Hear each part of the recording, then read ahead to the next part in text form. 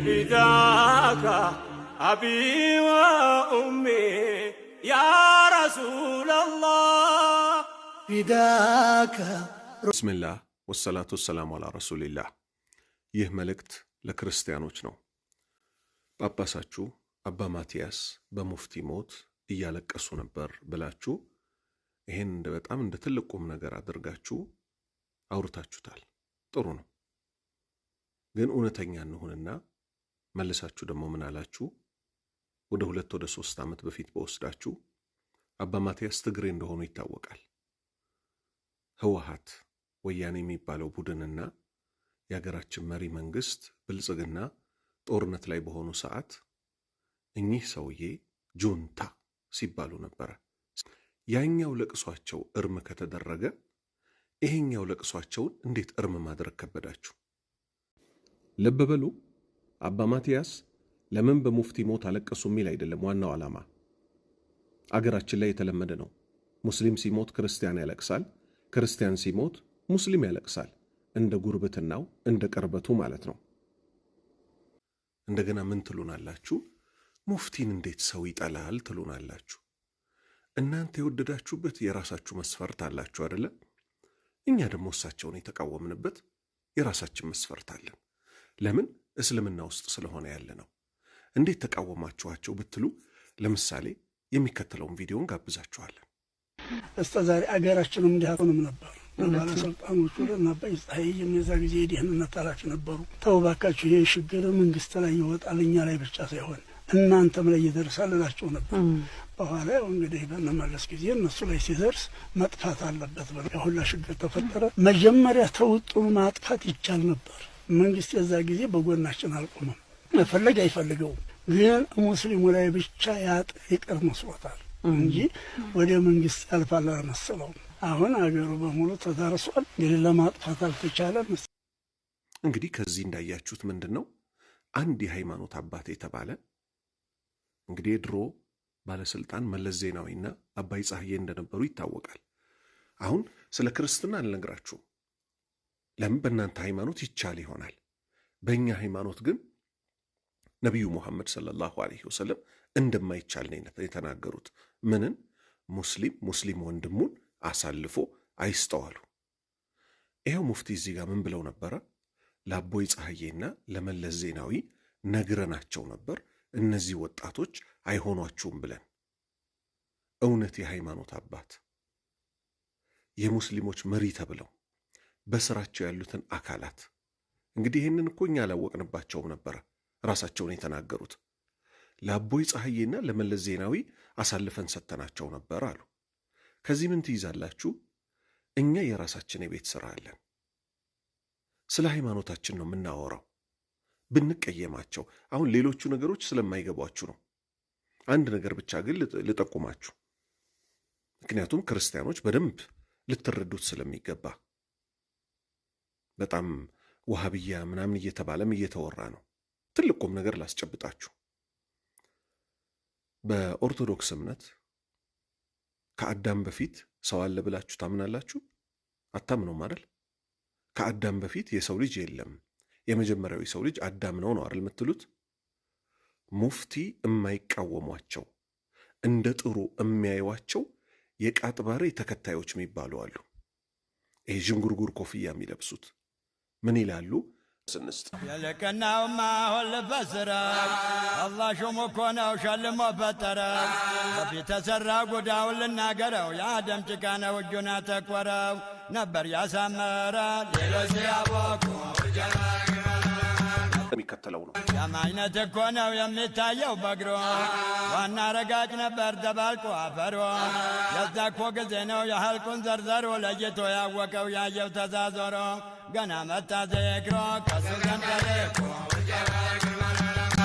አቡልጀበል የተባለው ግለሰብ የቃጥባሬዎች ልጅ አዳም ሲፈጠር ጭቃውን በእግሩ አብክቶ ነበር ይላሉ። ከአዳም በፊት ሰው አለ እያሉን ነው። ስለዚህ እኛ ኢቭን በዶክትሪን ደረጃ ይሄንና የመሰል የሆኑ ችግሮች አሉ፣ እኛው ራሳችን የምናውቀው ማለት ነው። ስለዚህ እባካችሁ ማለት በቃ እናንተው ፈራጅ እናንተው ቆራጭ እንዴት ልትሆኑ ትችላላችሁ? እኛ ለምሳሌ ካስታወሳችሁ ኦርቶዶክሶች የቄስ በላይ ጉዳይና የኦርቶዶክስ ጉዳይ ብላችሁ ብዙ ጭቅጭቅ ውስጥ ገብታችሁ ነበረ። እኛ እንደ ሙስሊም ዝም ነው ያልነው። ለምን? አይመለከተንም።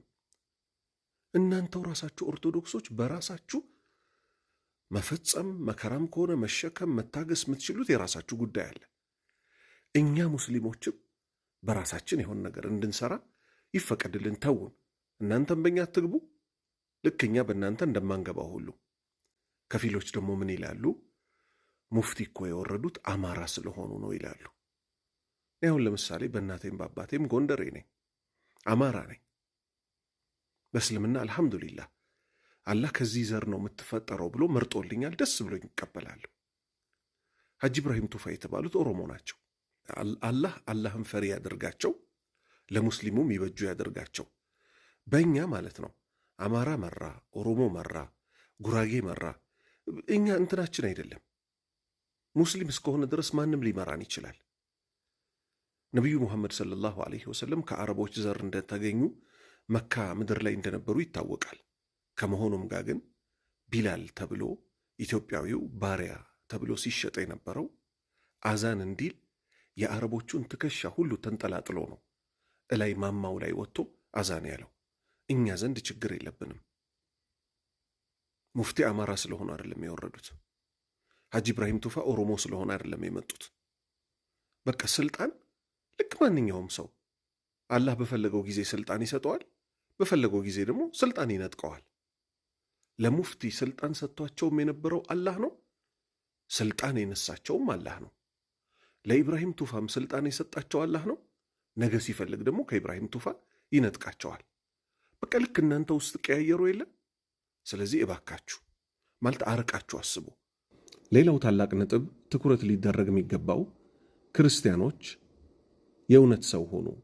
የእውነት ሰው ሆኑ ስንል ምን ማለት ነው? ይሄ ምክሩ ለሙስሊሞችም ጭምር ነው። እንደሚታወቀው እኛ የምናምንበት ነገር ለእናንተ ክህደት ነው። እናንተ የምታምኑበት ነገር ለእኛ ክህደት ነው። ለምሳሌ እኛ ሙስሊሞች አላህ አይወልድም አይወለድም እንላለን። እናንተ ደግሞ አላህ ልጅ አለው ዒሳ የሚባል ትላላችሁ። እኛ ዘንድ አላህ ልጅ አለው ማለት ክህደት ነው። እናንተ ዘንድ ደግሞ ኢየሱስ የአላህ ልጅ አይደለም ማለት ክህደት ነው። ስለዚህ የክርስትና መሰረቶቹ ውስጥ ምን ሚል መሰረት አለ? ያላመነ ያልተጠመቀ አይድንም ትላላችሁ። ሙፍቲ እንደሚታወቀው አልተጠመቁም። ኢየሱስ ደግሞ የአላህ ልጅ ነው ብለውም አያምኑም ነበር። እንዴት ነው ለእኚህ ግለሰብ መንግሥተ ሰማያትን ውረሱ ብላችሁ ጸሎት የምታደርጉላቸው? እኔ ልጅ እያለሁ ማስታውሰው ሐታ ስለ ክርስትና የሆነ ያህል ማቀው ስለነበረ የክርስቲያን አባቶች ሲመክሩ ልጆችን ሲያስተምሩ የሰማሁት ምን ነበረ?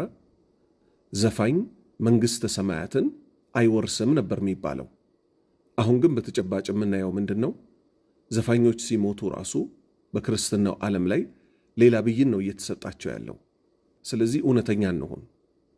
ሌላ ወሳኝ ነጥብ የማነሳላችሁ ደግሞ ምንድን ነው? እኛ ሙስሊሞች በሃይማኖታችን ሐውልት መስራት ወደ ባዕድ አምልኮ፣ ቀብርን ወደ ማምለክ፣ ሙታኑን ወደ ማምለክ ይመራል። ይሄ ደግሞ የእስልምና መሰረት ነው። ስለዚህ የመጀመሪያ እንድታከብሩልን የምንፈልገው ሃይማኖታችንን ነው። ለምንድን ነው ለሙፍቲ ሐውልት ይሰራላቸው? ጭራሽ አንዳንዶቹ ምን ይላሉ? በእስልምና እንደማይፈቀድ እናቃለን፣ ግን እኛ ለሙፍቲ ያለንን ውዴታ ምን ገልጽበት ነው ይላሉ። እንዴ ሙፍቲ እኮ ከሙፍቲነታቸው ከኢትዮጵያዊነታቸው ከመሳሰለው ባህሪያቸው በላይ እኮ ቁጥር አንድ እኮ እስልምናቸው አለ። እስልምናቸው ማይፈቅደውን ነገር እየሰራችሁ ሙስሊሞች ውስጥ ክልክል የሆነውን ነገር ካልገነባም ብላችሁ ይሄ እኮ በጣም ነውር ነውና እባካችሁ ተውን ነው በቃ ዋና የዚህ ቪዲዮ ዓላማ። ተውን። ሌሎች በእናንተ ቤት ምንም ሊያደርጉ እንደማይሞክሩት ሁሉ እናንተም በሰው ቤት ላይ ምንም ልታደርጉ አትሞክሩ። ጨርሻለሁ።